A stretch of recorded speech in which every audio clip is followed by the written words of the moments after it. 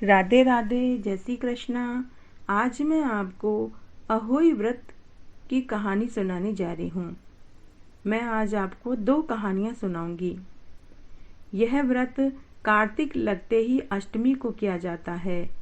जिस वार की दिवाली आती है, अहोई आठे भी उसी वार की पड़ती है। इस व्रत को वे स्त्रियां, वे माताएं करती हैं जिनके संतान होती है। तो पहली कहानी इस प्रकार है। एक नगर में एक साहूकार पति पत्नी थे। साहूकारनी के 7 लड़के थे। एक दिन जब वह मिट्टी लेने के लिए पहाड़ी के पास गई और जब वह मिट्टी खोद रही थी, तभी उसकी कुदाली की चोट से सेही के बच्चे जो वहां सो रहे थे वो मर गए। इसके बाद उसने कुदाली को सेही के खून से सना हुआ देखा तो उसे सेही के बच्चों के मर जाने का बहुत दुख हुआ, परंतु वह विवश थी। यह काम उससे अनजाने में हो गया। उसके बाद वह बिना मिट्टी लिए ही दुख जताती हुई अपने घर आ गई। उधर जब सेही अपने घर में आई और अपने बच्चों को मरा हुआ देखा तो उसने दूशीष दी। उसने कहा कि जैसे मेरे बच्चे मरे हैं और जिसने मेरे बच्चे मारे हैं उसके भी बच्चे मर जाएं, उसे भी कष्ट भोगना पड़े। उसके बाद सेही के श्राप से साहूकारनी के 7 लड़के 1 साल के अंदर ही मर गए। साहूकार और साहूकारनी ने अपने बच्चों के असमय काल के मुंह में चले जाने से दोनों को बहुत दुख हुआ। उन्होंने अपना घर बार छोड़कर तीर्थ में जाकर प्राण त्यागने की सोची। वो घर से निकल गए, पैदल ही यात्रा कर रहे थे। दोनों ने खाना पीना भी छोड़ दिया था। जब तक उनकी शक्ति और उनमें साहस था तब तक वे पैदल चलते रहे और फिर एक दिन भूख प्यास से बेचैन होकर बेहोश होकर दोनों ही गिर पड़े। उनकी यह दशा देखकर भगवान को बहुत दया आई और उन्हें अकारण मृत्यु से बचाने की उन्होंने सोची। तभी वहां आकाशवाणी हुई, हे सेठ, तेरी सेठानी ने मिट्टी खोदते समय ध्यान न देकर सेही के बच्चों को मार दिया। सेही के श्राप के कारण ही तुम्हारे बच्चों की मृत्यु हुई है और तुम्हें ये दुख देखना पड़ा है। यदि अब तुम पुनः घर जाकर मन लगाकर गाय की सेवा करोगे और अहोई देवी का विधि विधान से व्रत और पूजन करोगे तो तुम्हारी सभी मनोकामना पूरी होगी और तुम्हें औलाद सुख मिलेगा। इस प्रकार की आकाशवाणी सुनकर सेठ सेठानी को कुछ आश्वासन हुआ और भगवती देवी का स्मरण करते हुए वे वापस अपने घर आ गए।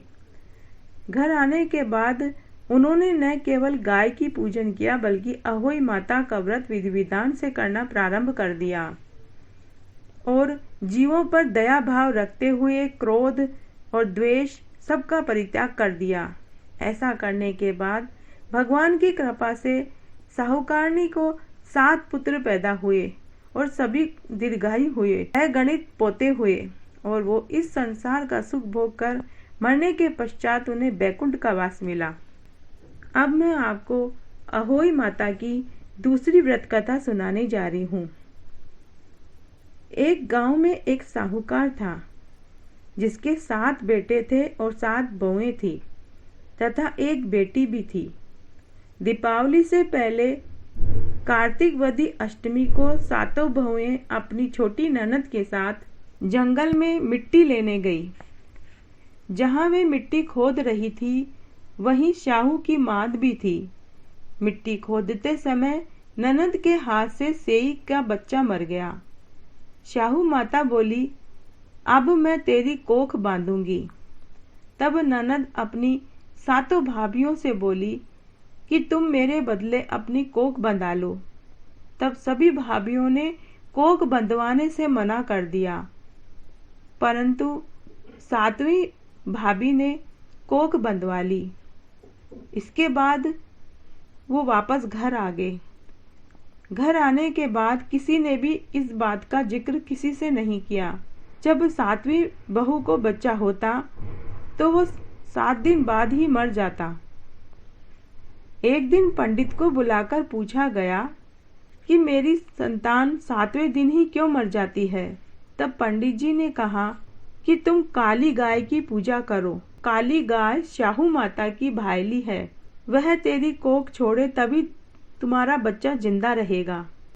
काली गाय ही तुम्हारी कोख शाहू माता से छुड़वा सकती है। इसके बाद 7वीं बहू रोज सुबह जल्दी उठकर जहाँ काली गाय बंधी रहती थी वहाँ उसके बाड़े में जाकर सफाई करने लगी। काली गाय की सेवा पूजा करने लगी।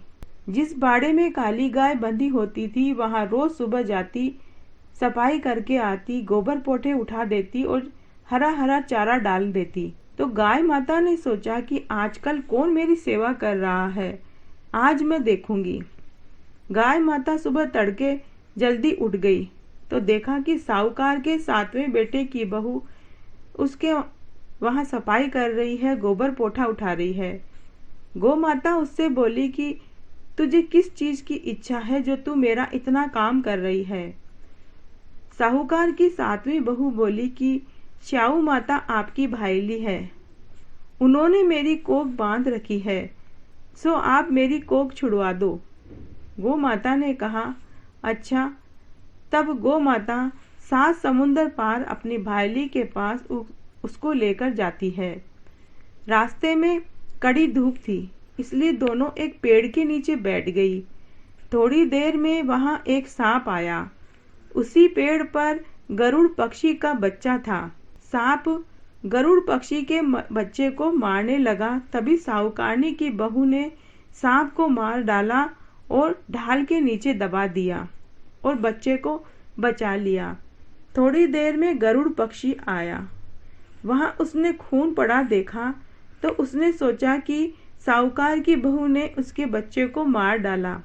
तब साहूकार की बहू बोली, मैंने तो तुम्हारे बच्चे की जान बचाई है। मैंने सांप तेरे बच्चे को डसने आया था। मैंने तेरे बच्चे की रक्षा की और सांप को मारा है और तुम मुझे ही मार रही हो। यह सुनकर गरुड़ पक्षी बोला कि क्या मांग है, तू मांग। तूने मेरे बच्चे की जान बचाई है, मैं तेरी मदद करूंगा।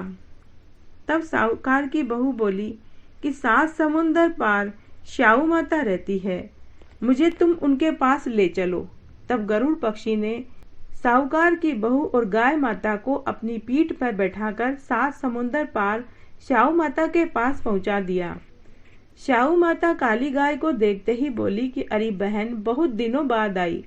फिर उसने कहा कि तेरे साथ कौन है। काली गाय ने कहा कि यह मेरी सहेली है। तो श्याऊ माता ने कहा कि तेरी सहेली को बोल मेरे सिर की जुएं निकाल दे, मेरे सिर में बहुत जुएं पड़ गई है। तब साहूकार की बहू ने सलाई से उसकी जुएं निकाल दी। इस पर श्याऊ माता बहुत प्रसन्न हुई और बोली, तूने मेरे सिर में सलाई गेरी है, मुझे ठंडक पहुंचाई है, इसलिए तेरे 7 बेटे और 7 बहुएं हो। तब साहूकार की बहू बोली कि मेरे एक भी बेटा नहीं है, 7 बेटे कहाँ होंगे। श्याऊ माता बोली, क्या बात है। तब साहूकार की बहू बोली कि आप मुझे वचन दो। श्याऊ माता बोली, चल वचन दिया। तब साहूकार की बहू बोली, मेरी कोख तो तुम्हारे पास बंद पड़ी है। यह सुनकर श्याऊ माता बोली कि तूने मुझे ठग लिया, मैं तेरी कोख खोलती नहीं, परंतु अब खोलनी पड़ेगी। जा, तेरे घर तुझे 7 बेटे और 7 बहुएं मिलेगी, परंतु तू जाकर उजमण करना, 7 अहोई बनाकर 7 कढ़ाई करना। साहूकार की बहू घर लौटकर आई तो उसने देखा कि उसके 7 बेटे और 7 बहुएं घर में बैठी है। साहूकारनी की 7वीं बहू बहुत खुश हुई।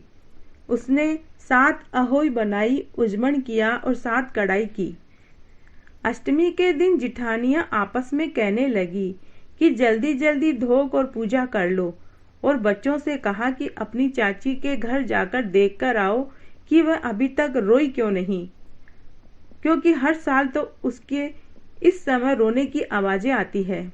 बच्चे वहां गए और देखकर वापस आए और अपनी माँ से कहा कि माँ, चाची तो रो नहीं रही है, वहां तो बहुत उत्सव हो रहा है, वहां तो बहुत भीड़ है, कुछ मांड रही है और कुछ उजमण हो रहा है।